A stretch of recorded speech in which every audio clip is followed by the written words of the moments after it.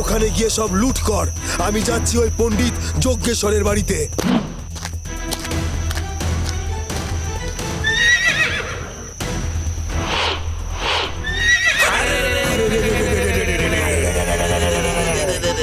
ডাকাত ডাকাত, আমাদের তাঁবুতে ডাকাত পড়েছে।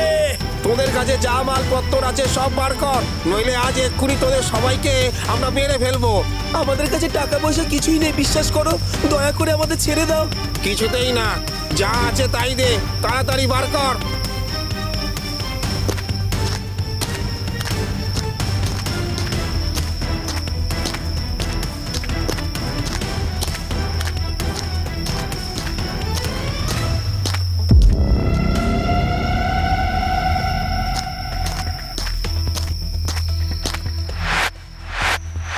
এ কি, তুমি কে?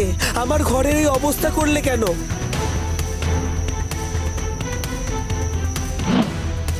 ওই বাক্স নিয়ে কোথায় যাচ্ছ? আমি দস্যু সর্দার। কি ভেবেছিলি রাজ্যে অন্য রাজ্যের ব্যবসায়ীদের ঠাঁই দিবি, তাদের সব পয়সা করে নিজের দেরাজে লুকিয়ে রাখবি, আর আমি টের পাবো না? না না, যেও না, না। কে আছো? বাঁচাও, গ্রামে ডাকাত পড়েছে।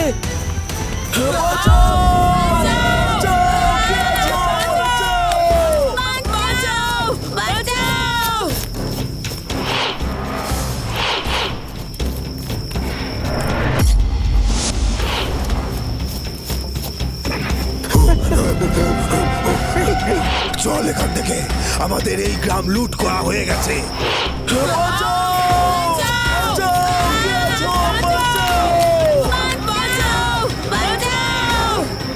হায় হায় হায় হায়, এ কি হলো?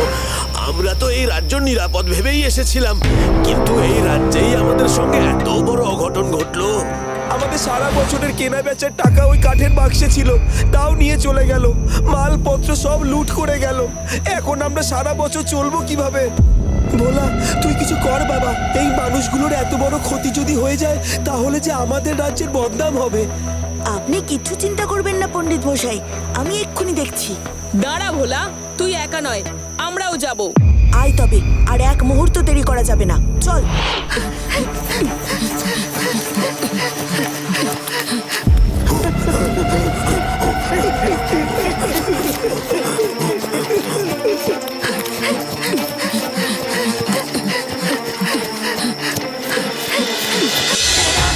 সাবাস ভোলা, আগামীকাল সকাল 9:30টায় সান বাংলায়।